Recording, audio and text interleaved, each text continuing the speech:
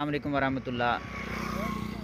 ये देखें, ये कितना प्यारा सब्ज़ा है। ये घास उगी हुई है और टाइम है जी मगरिब के करीब। और ये देखें कितना प्यारा सीन लग रहा है आपको, ये प्यारा प्यारा सब्ज़ा। लेकिन असल बात जो मैं आपको दिखाने वाला हूँ ना, ये सारे सब्ज़े पर या जो सारे मतलब ना ये फ़ज़ा को जो चीज़ आलूदा कर रही है ना, वो आपकी नज़र में आपको दिखाता हूँ कि वो सामने भट्ठे लगे हुए हैं दो। ये नाज़रीन भट्ठों का धुआं देखें, ये कितनी प्यारी फ़ज़ा है।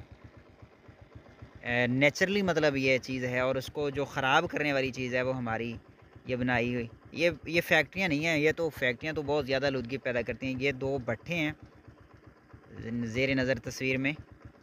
तो ये भट्ठों का धुआं जो है ना, ये सारे इलाके को पोल्यूटेड कर रहा है, सारे इलाके को आलूदा कर रहा है।